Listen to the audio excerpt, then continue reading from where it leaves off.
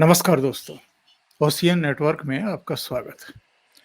योगी आदित्यनाथ जिस तरीके से कल विधानसभा में अलग-अलग विषयों पर अपनी बात रख रहे थे और बीच-बीच में जिस तरीके से वो शायद एक खास वर्ग को और खास लोगों को मैसेज भी देते जा रहे थे, उसको लेकर के तमाम चर्चाएँ हैं साहब। अब जैसे उन्होंने कहा कि अगर ख्याति ही प्राप्त करनी होती, तो वो तो मैं मठ में बैठा हुआ भी इतनी ख्याति प्राप्त कर सकता था। दूसरे उन्होंने कहा कि मैं यहाँ कोई नौकरी करने नहीं आया हूँ। ये संदेश और संकेत किसके लिए था, ये थोड़ा समझने की कोशिश करेंगे।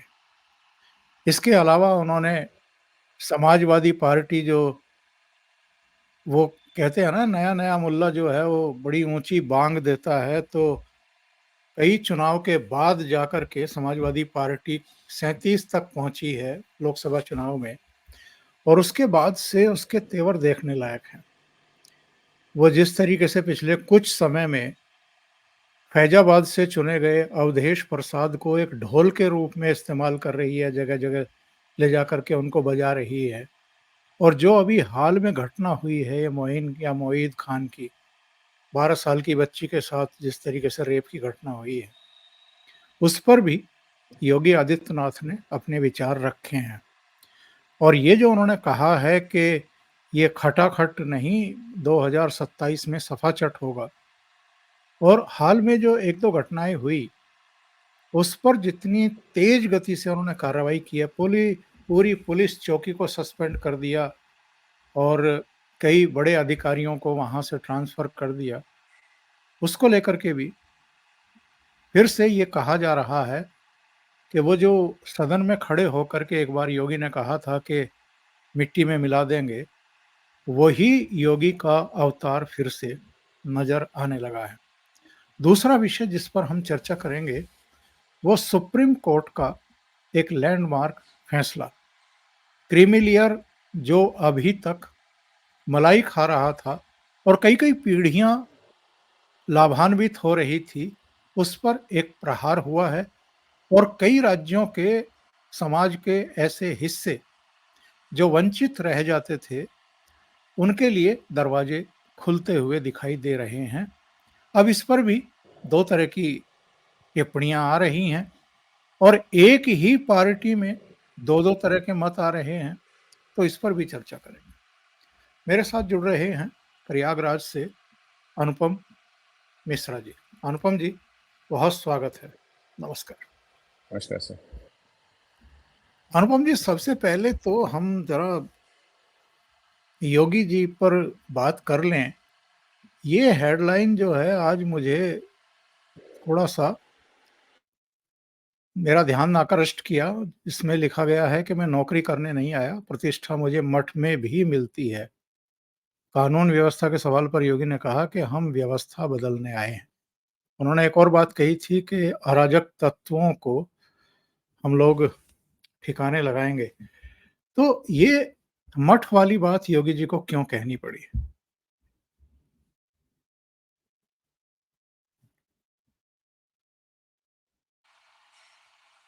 देखें, पहली बात तो योगी का जितना आपको रिएक्शन नजर आ रहा है वो हवा में नहीं है। समाजवादी पार्टी उनको घेरने की कोशिश कर रही, खास तौर से जो गोमती नगर में घटना हुई है उसको लेकर। अच्छा, पूरे प्रदेश में कहीं एक रुमाल भी चोरी हो जाता है तो अखिलेश यादव बताने लगते हैं कि साहब क्या वो आपकी जीरो टॉलरेंस पॉलिसी का। मैं हमेशा कहता हूँ सब अपराध होते थे, अपराध होते हैं, अपराध होते रहेंगे। जीरो टॉलरेंस का मतलब ये है कि हम उसको बर्दाश्त नहीं करेंगे। जीरो टॉलरेंस का मतलब ये है कि अंतर सिर्फ आता है कि सब सरकार का रिस्पॉन्स क्या है। सरकार दो तरह के रिस्पॉन्स देती है। एक मुख्यमंत्री कहता है मिट्टी में मिला देंगे माफिया को, और दूसरा मुख्यमंत्री कहता है कि लड़के हैं, लड़कों से गलती हो जाती है। इसका आप देखिए, मैं बताता हूँ कि कैसे होता है। एक गोमती नगर में घटना हुई, एक मक्खी घुसाई है मेरे ऑफिस में, परेशान कर रखी है। तो एक गोमती नगर में घटना हुई और आपने देखा उसमें कैसे गिरफ्तारियां हुई और सारी बातें हुई। अयोध्या में हुई। मोहित खान समाजवादी पार्टी के डगर अध्यक्ष 65-70 साल की उम्र में 12 साल की लड़की के साथ दुराचार करते हैं, उसका वीडियो बनाते हैं, उसका गैंग रेप कराते हैं, उसे प्रेग्नेंट कर देते हैं। लेकिन मोहित खान को समाजवादी पार्टी और सब चीजें तो जाने दें ओंकार जी, आपको क्या कभी याद आता है कि इतने बड़े कांड के बाद पार्टी से निकालना तो दूर, मोहित को अभी तक उनके पद से नहीं हटाया गया। मोहित जेल में है, उनको पद से नहीं हटाया गया। और सारा इंडी अलायंस साहब चुप्पी साधे बैठा है इतनी बड़ी घटना के बाद। वो स्वाति मालीवाल पे भी चुप्पी बस साधे बैठे थे। उन्नाव हाथरस को देख ले, स्वाति मालीवाल को देख ले और अयोध्या को देख ले। तो और इंडी अलायंस ही नहीं, वो तमाम वो जो अल जजीरा से लेके बीबीसी तक उन्नाव हाथरस से पहुंच गया था, और तमाम वो यूट्यूबर सब आपको खामोश मिलेंगे, कोई एक लफ्ज बोलता नजर नहीं आएगा। तो स्वाति मालीवाल वाले मामले में लड़की हूं, लड़ सकती हूं, जब प्रियंका गांधी से पूछा गया तो उन्होंने कुछ कहने से इनकार कर दिया। तो आप योगी जो भी बोल रहे हैं वो प्रवोक किया जा रहा है।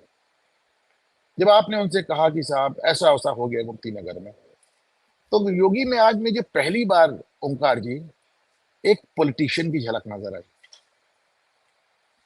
12-13 आदमी गिरफ्तार, 14 आदमी गिरफ्तार हुए हैं, और योगी क्या कहते हैं, हाँ मुझे मालूम है किन लोगों ने किया है, पवन यादव और मोहम्मद अरबाज, सब आप ही की सद्भावना एक्सप्रेस है, मैं नहीं चलाऊंगा सद्भावना एक्सप्रेस, मैं तो बुलेट ट्रेन चलाऊंगा। तो ये बिल्कुल। पहली बार योगी में एक पॉलिटिशियन की भी झलक नजर आई, जिसको मैं बड़ा ही एक वेलकम चेंज मानता हूं।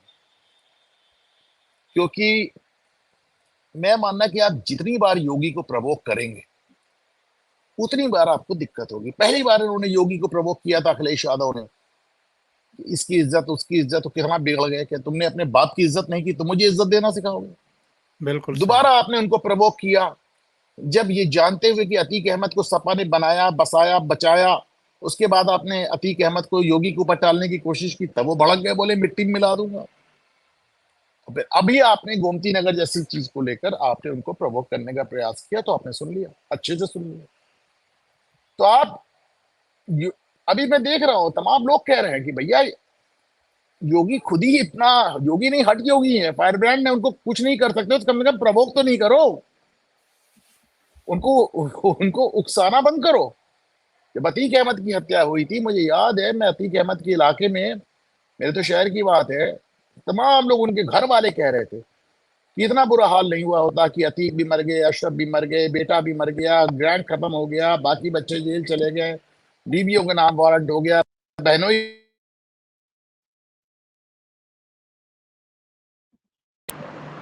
उस समय भी अतीक अहमद के घर वाले रिश्तेदार सब यही कह रहे थे कि यदि अखिलेश यादव ने योगी को उकसाया नहीं होता तो शायद इतना बुरा हश्र नहीं होता। तो अब जी मानते जी। चलता समाजवादी पार्टी और कुछ सीखे या ना सीखे, कम से कम योगी को उकसाना बंद कर दे। एक सेकेंड से मुझे लगता है कि कम से कम इन्हें योगी को उकसाना बंद कर देना चाहिए। और अगर ये योगी को उकसाने के बाद समझें, उनके ऊपर कोई आरोप तो बनता नहीं है। जो सबसे बड़ा आरोप सारे 99% पॉलिटिशियंस पे बनता है, पैसे खाने का, भ्रष्टाचार का, वो योगी पे बनता नहीं। परिवारवाद का, वो योगी पे बनता नहीं। तो फिर आप उनको कम से कम उकसाना छोड़ दें, और बाकी आपको जो इच्छा हो करते हैं। और अनुपम जी, जिस तरीके से वो बहुत आक्रामक दिखाई दिए हैं, वो क्या अपनी पार्टी के भीतर भी कुछ लोगों को संदेश और संकेत दे रहे थे, जो पिछले कुछ दिनों से मैं तो कहूँगा कि गुस्ताखियाँ ही कर रहे थे, तरह-तरह की खबरें इधर-उधर प्लांट करा कर के या अलग तरीके से उनको चुनौती दे कर के?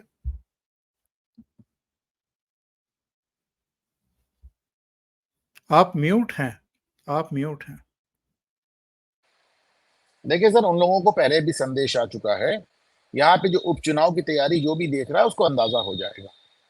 इसके पहले चीफ सेक्रेटरी दिल्ली से थोपा जाता था, उसको 2-2 3-3 एक्सटेंशन दिए जाते थे। ये पहली बार योगी को उनको मनपसंद चीफ सेक्रेटरी बनाए, मन सेकेंड डीजीपी बनाए, और इन लोगों को बता दिया गया कि भाई देखो, पार्टी का नुकसान करना बंद करो।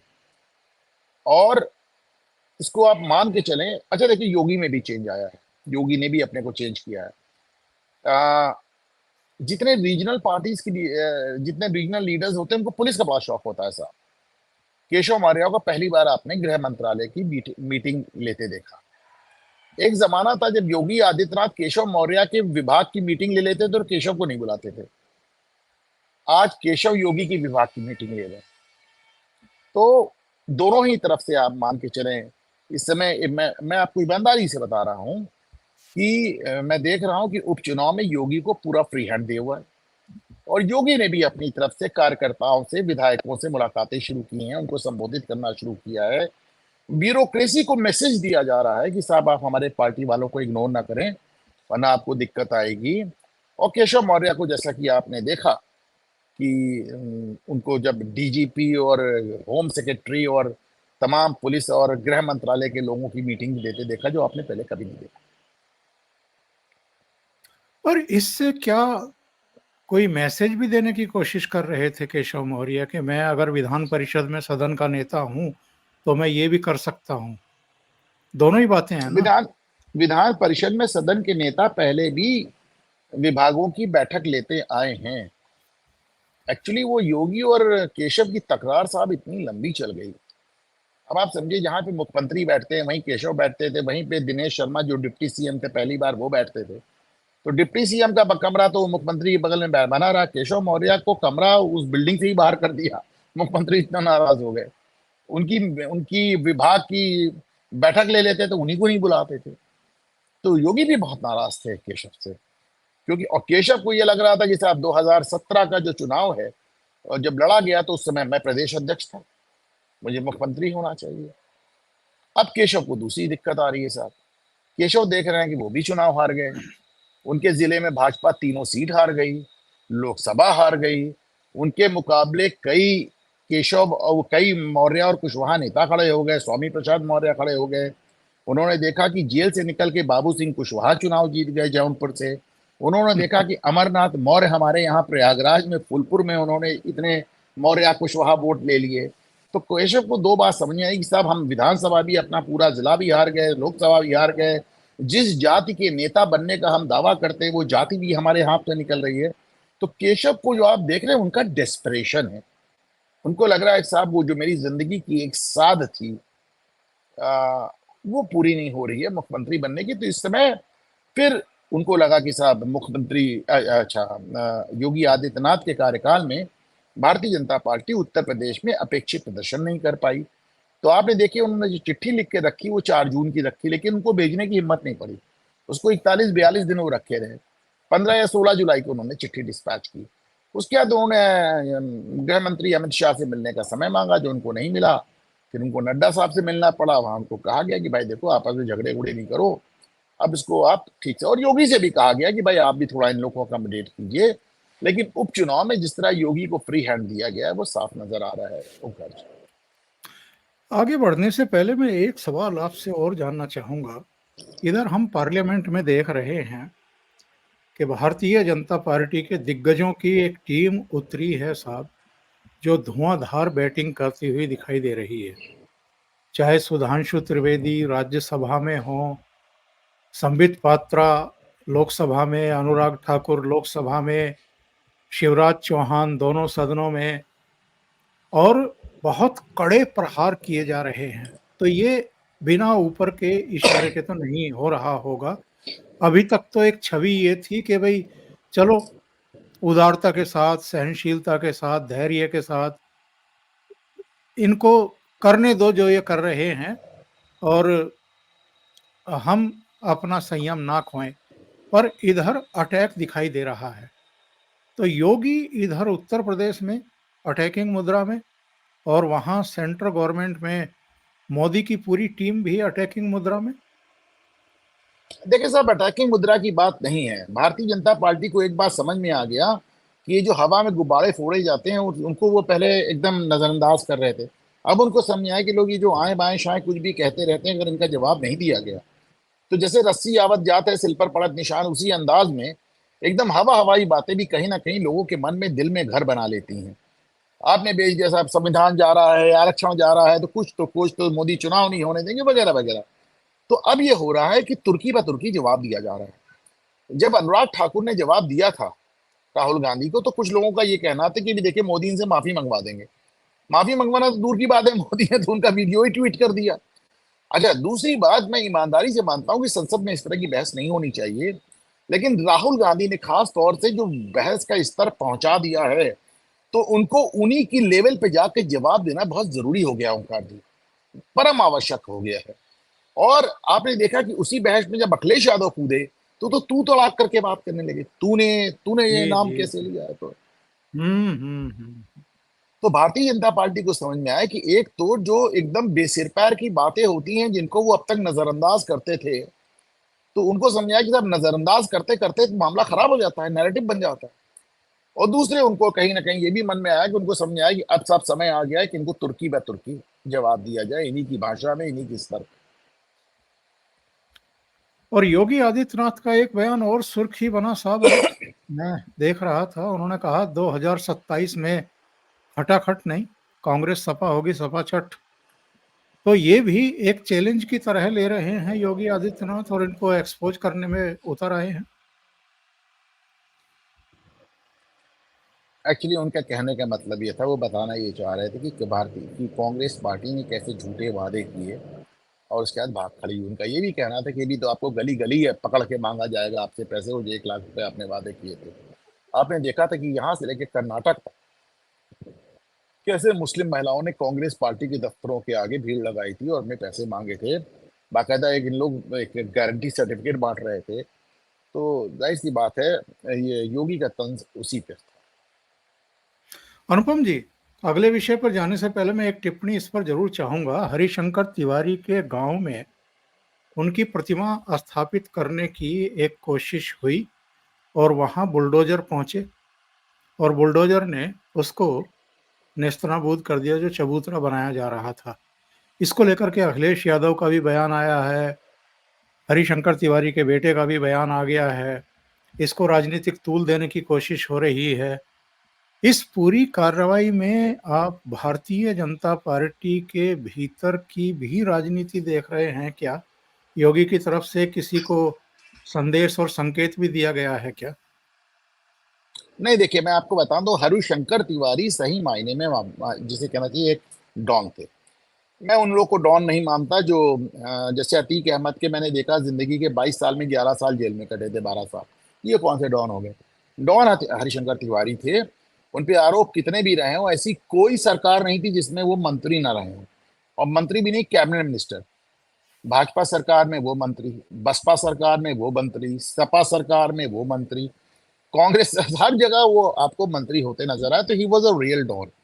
और जहां तक योगी की बात है, चूंकि दोनों का ही कार्यक्षेत्र वहां रहा, गोरखपुर रहा है, तो योगी के उनका पहले दिन से तनाव था, आज से नहीं कई दशक से तनाव था।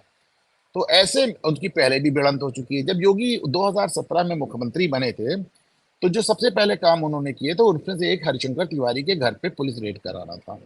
लेकिन एक पुलिस के रेड के बाद ही, देखिए आप एक बात समझे, वो डॉन जरूर थे, लेकिन अच्छा बुरा मुझसे मत पूछिएगा, सही है गलत है, क्योंकि मैं मानता हूं अपराधी अपराधी होता है और वो कुछ नहीं मानता मैं। लेकिन हरिशंकर तिवारी की वहां पकड़ थी, वो बार बार चुनाव जीतते थे। तो उसके चलते कहीं ना कहीं योगी को समझ में आया कि साहब ये थोड़ा उल्टा पड़ रहा है। फिर दोबारा उन्होंने हरिशंकर तिवारी को उनके जीवन काल में दोबारा छेड़ा ही नहीं। जब तक हरिशंकर दिवंगत नहीं हो गए उनको नहीं छेड़ा, क्योंकि योगी की समझ में आया उल्टा हुआ। लेकिन चूंकि हरिशंकर तिवारी और योगी आदित्यनाथ की एक पुरानी अदावत रही है मुख्यमंत्री बनने के दशकों पहले से, तो ऐसे में जब हरिशंकर तिवारी से संबंधित इस तरह की कोई कार्रवाई होती है, तो विपक्ष उसको जानकर उठाता है। उसे लगता है कि कम से कम पूर्वांचल में, कम से कम उस इलाके में शायद वहां का ब्राह्मण हमसे जुड़ जाए। और दूसरी बात ये कि उसको उसकी जो एक हिस्ट्री चली आ रही है योगी और हरिशंकर के बीच में, उसके अंदाज से देखा जाता है, मीडिया भी उसी अंदाज से देखता है, लोग भी उसी अंदाज से देखते हैं। ये एक ईमानदारी की बात। और ये भी कहा जाता है कि ब्रजेश पाठक जो हैं वो उनके बड़े करीबी रहे हैं एक दौर में। अब ब्रजेश पाठक किसके किसके करीबी हैं कैसे बताया जाए साहब? वो आप कांग्रेस में भी रहे, बसपा में भी रहे, भाजपा में भी आ गए। तो ब्रजेश पाठक किसकी किसकी करीबी रहे कैसे कह सकता है? और ब्रजेश पाठक ने कुछ कोविड में कुछ डायनेमिक काम किया था, कुछ बेहतर काम किया था। लेकिन चूंकि ब्रजेश पाठक भाजपा में पूरी तरह बाहरी हैं, पूरी तरह बाहरी हैं, इसलिए उनको कभी योगी के लिए खतरा भी नहीं माना गया और उनका जो कद है वो हमेशा सीमा में रहा। अनुपम जी, अगले विषय पर चलते हैं। सुप्रीम कोर्ट से जो फैसला आया, मैं तो इसको ऐतिहासिक फैसला कहूंगा, इसको लैंडमार्क डिसीजन भी कह सकते हैं। इसके बाद भी तमाम तरह की टिप्पणियां जो है वो आ रही हैं। हालांकि तेलंगाना के चीफ मिनिस्टर ने कहा कि सबसे पहला राज्य हम होंगे इसे लागू करने वाले, लेकिन कांग्रेस के भीतर से ही कुछ दूसरे बयान भी देखने सुनने को मिल रहे हैं। योगेंद्र यादव का इंडियन एक्सप्रेस में एक आर्टिकल आया जिसमें उन्होंने लैंडमार्क डिसीजन बताया और वामपंथियों में ही कई लोगों की इस पर तीखी प्रतिक्रियाएं आ रही हैं। ये नहीं कंफ्यूजन सर, की कम्युनिस्ट स्थिति। सीपीआई ने तो स्वागत किया है, कम्युनिस्टों ने तो स्वागत किया है। जी जी जी, लेकिन कुछ लोगों के कम्युनिस्टों मैं ने देख रहा। स्वागत किया है, स्टालिन ने स्वागत किया है, सिद्धारमैया ने स्वागत किया है, रेवंत रेड्डी ने स्वागत किया है।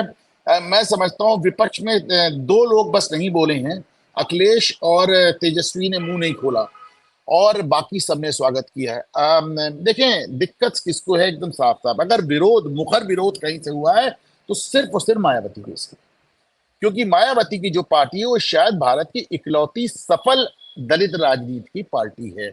वैसे वो दलित पैंथर्स और तमाम पार्टियां महाराष्ट्र में चलती हैं, पर उनका दलित वोटों पे वो प्रभुत्व नहीं है जो मायावती का रहा है, जो बहुजन समाज पार्टी का रहा है। अच्छा, बहुजन समाज पार्टी केवल उत्तर प्रदेश नहीं, एक जमाने में उत्तर प्रदेश, बिहार, मध्य प्रदेश, छत्तीसगढ़, तेलंगाना, कर्नाटक, राजस्थान, दिल्ली, हरियाणा, पंजाब, पंजाब में तो मुख्य विपक्षी दल इनका था साहब, मुख्य विपक्षी दल ही इनका था। तो एक दर्जन स्टेट्स में उनका फैला हुआ है। तो जाहिर सी बात है उनको एक दिक्कत आ रही है, उनको दो दिक्कतें आ रही हैं साहब, इसको समझे। पहली दिक्कत तो ये आ रही है कि आप देखें कि जो आज जाति के आधार पे संघर्ष हो रहे हैं, ये 1990 के पहले नहीं होते थे। 1990 में जब मंडल आयोग आया तो जाति संघर्ष शुरू हो गया, अगला पिछड़ा हो गया, पिछड़ों में संघर्ष हो गया, तमाम जगह के आपने संघर्ष देखे। अब उन्हें डर है कि यही संघर्ष दलितों में पहुंच जाएगा, क्योंकि साहब वो जाटा, वो गैर जाटा और तमाम तरह के, आपको उत्तर प्रदेश के लिहाज से बात कर रहा हूं, आपको दिक्कत आएगी। हालांकि ये चीज पंजाब ने 1975 में किया था। उन्होंने साहब क्या किया था, जो मजहबी सिख और वाल्मीकियों को शेड्यूल कास्ट के लिए जो रिजर्वेशन था उसका 50% दे दिया था। और किसने किया था ये काम? ज्ञानी जैल सिंह। ज्ञानी जैल सिंह उस समय पंजाब के मुख्यमंत्री थे। तो उन्होंने, जी अच्छा हाँ। हुआ क्या, अच्छा वाल्मीकि वहां बहुत है भी नहीं, उन्होंने वाल्मीकि को क्यों जोड़ा? बेसिकली मजहबी सिखों को फायदा देने की नियत थी। मजहबी सिखों को धर्म के आधार पे फायदा दिया जाना था, लेकिन क्योंकि कहा ना जाए कि साहब धार्मिक मामला हो रहा है, तो उन्होंने साथ में वाल्मीकि जोड़ दिया। जैसे के लिए, उदाहरण के लिए मैं इसको कहता हूं कि अभी ममता बनर्जी ने क्या किया साहब, उन्होंने 71 नए ओबीसी चिन्हित किए, 71, और उस 71 में 65 यानी 65 मुस्लिम थे, 6 हिंदू भी जोड़ दिए कि कोई ये ना कहे कि मुसलमानों के लिए कर रहे हैं। तो हुआ क्या कि साहब करीब 180 ओबीसी जो पश्चिम बंगाल में, उसमें 120 के आसपास मुसलमान हो गए। तो उसी तरह उन्होंने जब मजहबी सिखों के लिए किया था, मजहबी सिखों वाला मामले में साथ में कुछ वाल्मीकि भी डाल दिया, उनको 50% रिजर्वेशन दे दिया। तब 31 साल चलता रहा। ये 31 साल चलने के बाद फाइनली यहाँ पे जो सुप्रीम कोर्ट ने आंध्र प्रदेश का मामला एक तय कर रहा था, चिन्हैया केस, तो आंध्र प्रदेश वाले मामले में सुप्रीम कोर्ट ने इसको खारिज कर दिया। कहा कि राज्यों के पास अधिकार नहीं है कि दलितों के बीच में अलग अलग श्रेणियां बनाए, ये अधिकार सिर्फ भारत के राष्ट्रपति के पास है। राष्ट्रपति मतलब केंद्र सरकार के पास, क्योंकि राष्ट्रपति केंद्र सरकार की सलाह पर ही काम करते हैं। तो उन्होंने कहा आपके पास नहीं है। जब 2006 में चिन्हैया केस में उन्होंने ऐसा कर दिया, तो जो पंजाब हाईकोर्ट में इसको चुनौती गई 2006 में, जो नागराज केस है, तो चूंकि हाईकोर्ट तो सुप्रीम कोर्ट से बना हुआ होता है साहब, उन्होंने चिन्हैया केस सुप्रीम कोर्ट का आधार लेते हुए नागराज केस में पंजाब हाईकोर्ट ने भी इसको डिसमिस कर दिया। तो 31 साल से जो मामला चला रहा था ज्ञानी जैल सिंह का किया हुआ, वो गड़बड़ा गया। फिर पंजाब सरकार गई सुप्रीम कोर्ट, उसमें ये 7 जजों का फैसला आ गया। अब जो फैसला आया इसमें मोटी मोटी 3 बातें साहब। पहली बात तो आप जाने कि 6:1, 6:1 के रेशियो से, एक जस्टिस बेला त्रिवेदी को छोड़ दिया जाए तो 6:1 के रेशियो से उन्होंने कहा कि राज्यों के पास इस बात का अधिकार है कि दलितों के बीच में अलग अलग कैटेगरी बना सके। ओबीसी के लिए पहले ही ऐसा हो रहा है। मेरे पास देखिए 7 राज्य हैं जिसमें पहले से ओबीसी का सब क्लासिफिकेशन हो रहा है। पश्चिम बंगाल, तमिलनाडु, बिहार, महाराष्ट्र, आंध्र प्रदेश, कर्नाटक और झारखंड। इसमें जैसे आपने बिहार में देखा कि पिछड़ा और अति पिछड़ा, तो अलग अलग टुकड़े उन्होंने बना रखे हैं। तो पहला तो अब ये चीज उन्होंने कहा, अब दलितों में भी आप कर सकते हैं, पहला चीज। दूसरी बात, ये तो 6 लोगों ने कहा, इन 6 में से 4 जज ऐसे थे, और जिसमें सबसे मुखर जस्टिस गवाई थे, जो खुद ही एक दलित आते हैं, समाज से आते हैं, हालांकि उनके पिताजी 3 राज्यों के गवर्नर रहे हैं। जस्टिस गवाई ने फरवरी में भी एक आदेश किया था, जब उन्होंने कहा था दलितों में क्रीमी लेयर होनी चाहिए, तब सजेशन था, अब आदेश हो गया है, और उन्होंने कहा था दलितों में क्रीमी लेयर भी होनी चाहिए। फिर जस्टिस पंकज मित्तल ने इसमें यह कहा कि एक भी शख्स को जिंदगी में जिसको आरक्षण मिल जाए, उसको उसके परिवार में किसी और को आरक्षण नहीं मिलना चाहिए, अगली पुष्ट को नहीं मिलना चाहिए। आपको मिल गया, अब आप समाज में बराबर आ गए, अब आप बाकी अगली पुष्ट छोड़िए। इसका इसका इसका जो रीजन है, इसका जो कारण है, इसके पीछे जो लॉजिक है कि आरक्षण का दायरा बढ़ाया जाना, जो अभी तक कुछ लिमिटेड लोगों तक है। जैसे शेड्यूल ट्राइब मिला आपने 0.34, यानी आधे परसेंट से भी 1.5% कम मीणा है, लेकिन जब आप कोई शेड्यूल ट्राइब की लिस्ट देखें, मीणा मीणा नहीं थे। उसी तरह इसमें अब आप देखें, अभी वो जब वो हुआ आया था, क्या नाम है, रोहिणी आयोग, तो रोहिणी आयोग जी ने ये कहा था कि साहब 25% जातियां 97% रिजर्वेशन ले रहे हैं, 37% जातियां ऐसी जिनको 0 रिजर्वेशन मिला। तो यही बात शेड्यूल कास्ट में भी देखने में आ रही थी। तो साहब एक तो ये हो गया कि जो क्रीमी लेयर वाली बात थी, जो इंदिरा साहनी केस में 1992 में मंडल आयोग के बाद ओबीसी के लिए कही गई थी, वो क्रीमी लेयर वाली बात बहुत परेशान कर रही है। दिक्कत कहाँ है साहब? दिक्कत ये है कि अगर क्रीमी लेयर में आज आपको नौकरी के लिए और पढ़ाई की सीट के लिए, कल यही बात आपकी पहुंच जाएगी राजनीति में, जहां पे आप सुरक्षित सीटों से चुनाव लड़ते हैं। काशीराम एकलौते एक ऐसे नेता थे जो कभी किसी सुरक्षित सीट के चक्कर में नहीं पड़े। वो जाके अमेठी में जाके राजीव गांधी को चुनौती दिया है, वो हमारे यहाँ इलाहाबाद में आके वीपी सिंह को चुनौती दे दी, 2 प्रधानमंत्रियों को दे दी। लेकिन आप देखिए, जी मायावती तो लगातार सुरक्षित सीट से चुनाव लड़ती हैं, तो उनको लगता है कि साहब वो मामला वहां तक ना पहुंच जाए कि जहां पे क्रीमी लेयर वाले लोग सुरक्षित सीटों से भी बाहर हो जाएं। उनको ये भी लगता है कि साहब जो अभी अगले पिछड़े या पिछड़ों में सब क्लासिफिकेशन में जो जंग मची हुई है, ऐसा ना हो कि दलितों में भी जाटव गैर जाटव एक जंग शुरू हो जाए जिसका उन्हें नुकसान हो जाए। इसके चलते इतना जबरदस्त आप विरोध देख रहे हैं। और एक आखिरी चीज, जिन लोगों को रिजर्वेशन मिल गया है, जो पढ़े लिखे हैं, जो सोशल मीडिया में जो अधिकारी हैं, वो मुखर ज्यादा है, उनको पास आवाज ज्यादा है, वो चिल्ला चिल्ला के इसका विरोध कर रहे हैं, क्योंकि उनका नुकसान सीधे हो रहा है। 7 में से एक जस्टिस बेला त्रिवेदी ने असहमति व्यक्त की और उन्होंने अनुच्छेद 341 और 341(2) का जिक्र किया है, और उन्होंने ये कहा है कि साहब राज्यों को ये जो सब कैटेगरी है ये बनाने का अधिकार ही नहीं है। अगर वो ऐसा करेंगे तो ये राष्ट्रपति की तरफ से जो अधिसूचना जारी होती है उसके साथ छेड़छाड़ माना जाएगा। इससे कहाँ तक सहमत है आप? सभी चिन्हैया केस का जजमेंट है, उन्होंने सिर्फ चिन्हैया केस के साथ अपनी सहमत वो की है कि कौन दलित है, कौन दलित नहीं है, कौन दलित कहाँ खड़ा होता है, ये तय करने का अधिकार सिर्फ राष्ट्रपति को है। मैंने भी आपको बताया कि यानी राष्ट्रपति के मतलब केंद्र सरकार, राष्ट्रपति खुद तो तय करता नहीं, अब केंद्र बिल्कुल। सरकार जो कहती है वो कर देते हैं। Justice Bela Trivedi by the way Narendra Modi सरकार में लॉ सेक्रेटरी भी रही है। जी जी, अनुपम जी बहुत बहुत मतलब धन्यवाद जुड़ने मैं के लिए। गुजरात की बात कर रहा हूँ, जब नरेंद्र मोदी मुख्यमंत्री थे तो ये उनकी जी विधि सचिव थी। जी जी, बहुत बहुत धन्यवाद आपका जुड़ने के लिए और इतना समय निकालने के लिए। Thank you so thank you much. Sir, नमस्कार नमस्कार। नमस्कार।